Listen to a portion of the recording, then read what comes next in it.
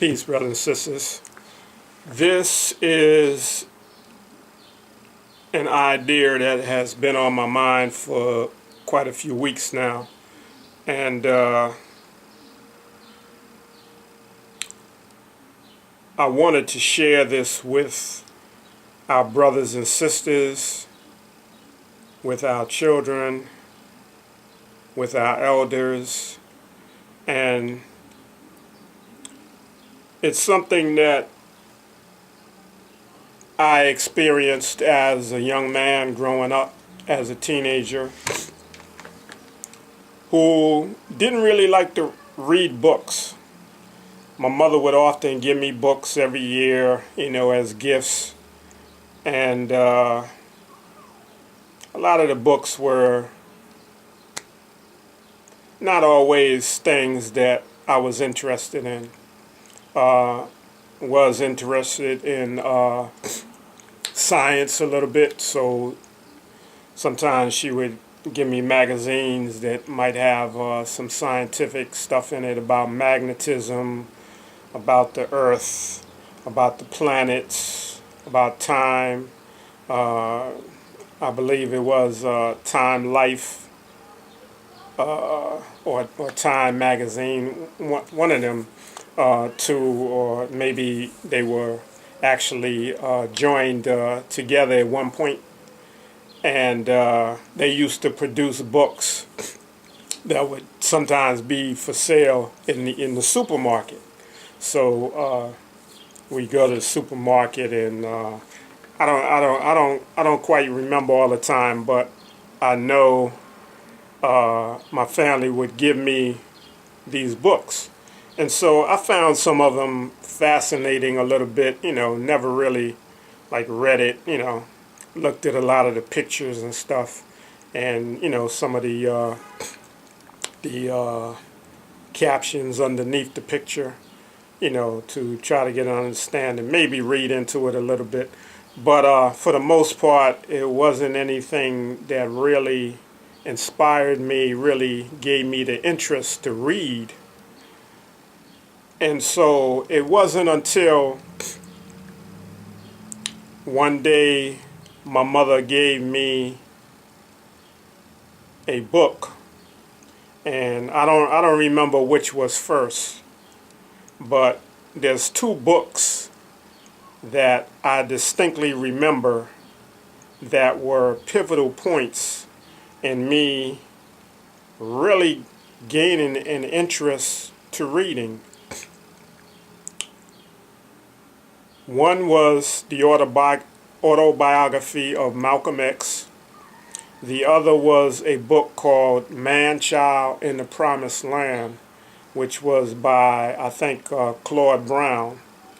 And both of those books were very inspiring, very much common, I guess, to what we deal with growing up in this land called America under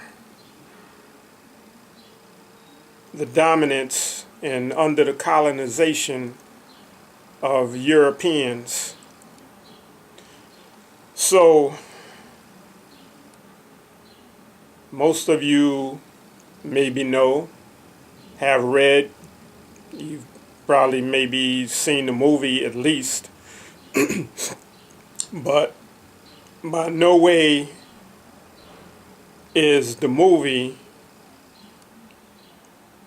by Spike Lee about Malcolm X anywhere close to the actual book, the autobiography of Malcolm X.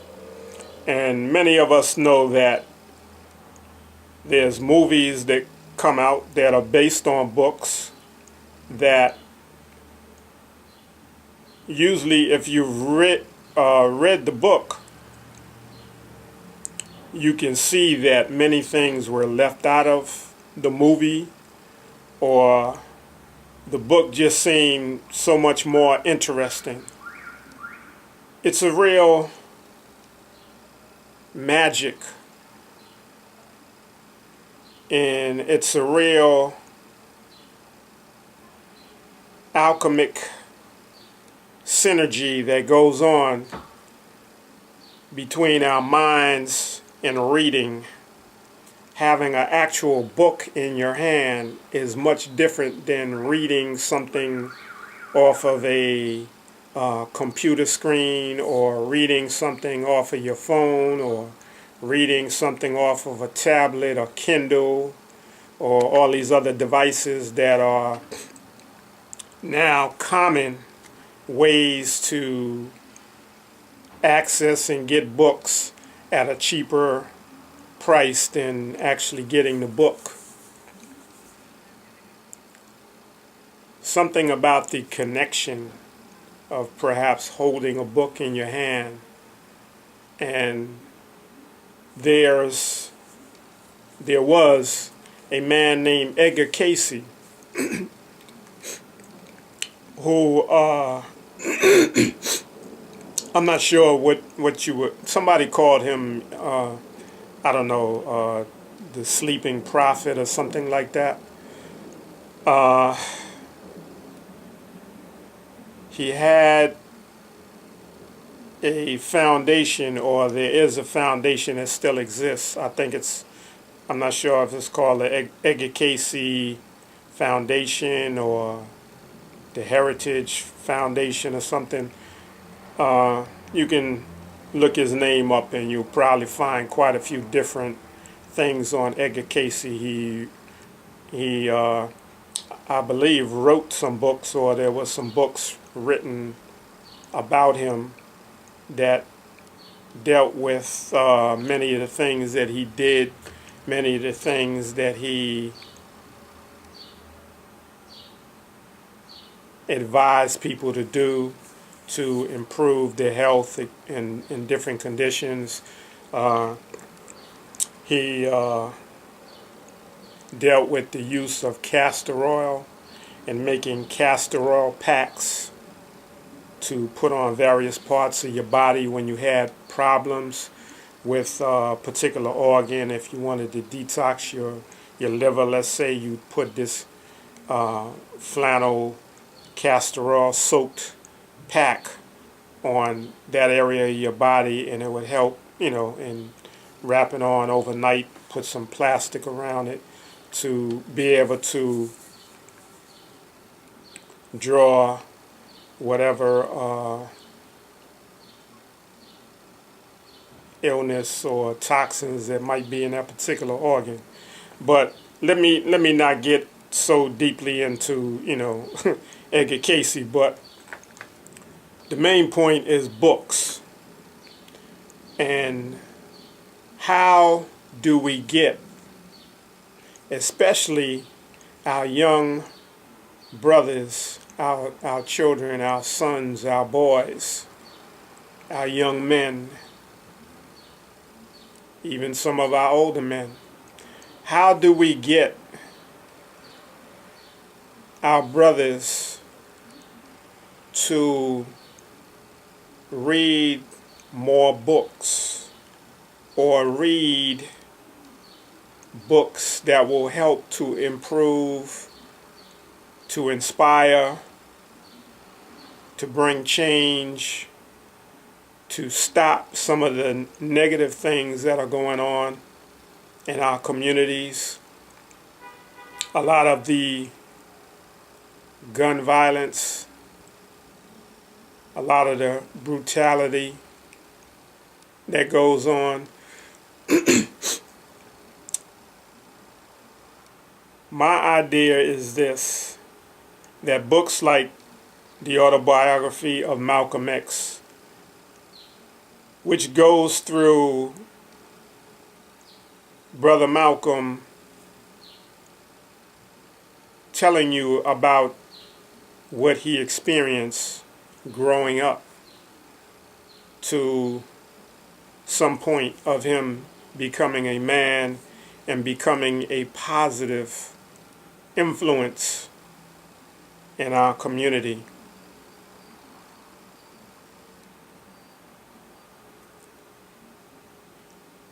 he came from an experience that is so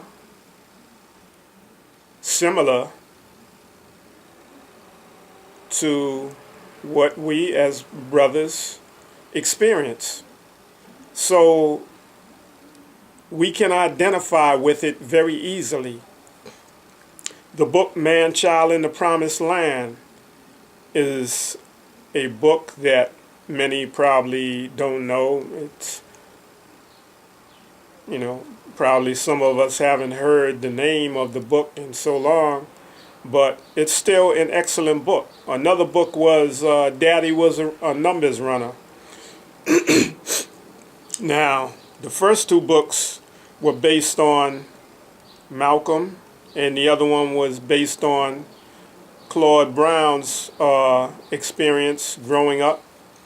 Another book is Daddy Was a Numbers Runner, which was actually about a little girl growing up in the urban experience. And that was also a very interesting book that I was given and, enjoyed reading.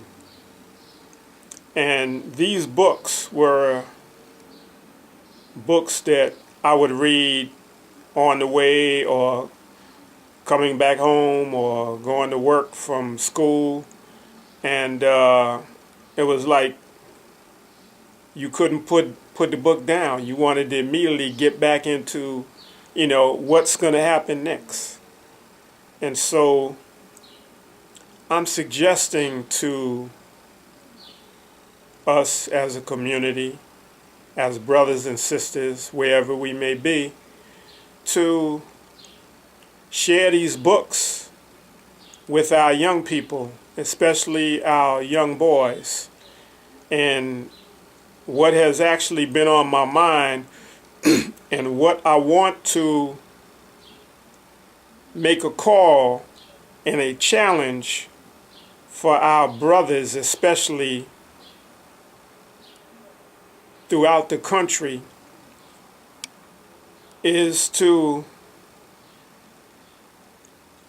find these young brothers who are hanging out on a corner, who some may have dropped out of school, some may still be in school.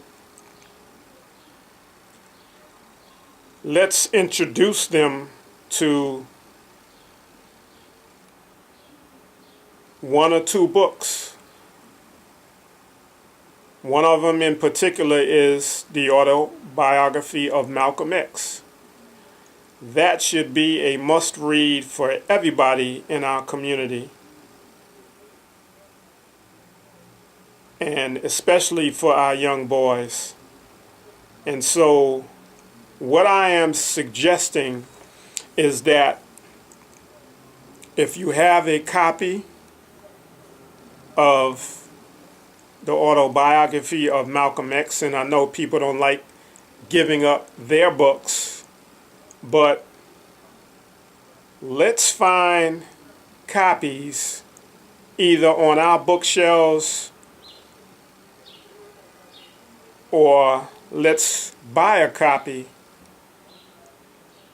new or used, and let's get that book in the hands of our young people. And perhaps we can make a difference in our communities to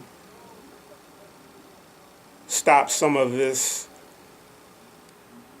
wanton violence that's going on. And let's not just give the book to a young brother, but let's also spend the time to actually see if he's reading it, and perhaps maybe even reading it to him, or creating a atmosphere where young brothers can come and talk about the book, talk about what's going on in the community.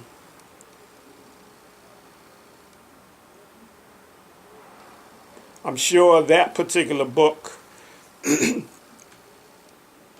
new or used is not that much.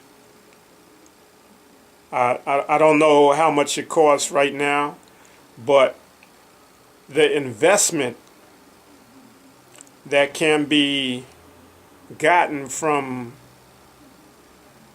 doing something like this can make a tremendous change in our communities, a positive change that we would all like to see. And there's a young sister, and perhaps I don't recall if this idea, which is similar to something that I recently saw, where a young sister who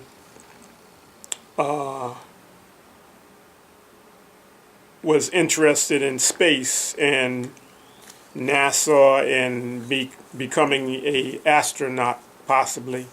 I think she read about, I can't remember her name, but one of the female astronauts from our community.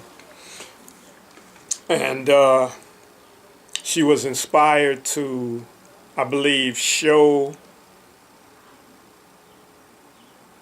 or take young girls to the movies to see the movie Hidden Figures. And I'm not sure if they also did something with giving away a book about, I'm not sure if her name is Mae Jamerson, but whoever the sister that's the astronaut, whatever her name was, and no disrespect, but this is something I want to start a call, and I'm actually going to start a campaign, and however we need to do it, even if people are not able to go on the streets, perhaps you can donate a book to this effort. So we'll talk about it more later. Peace.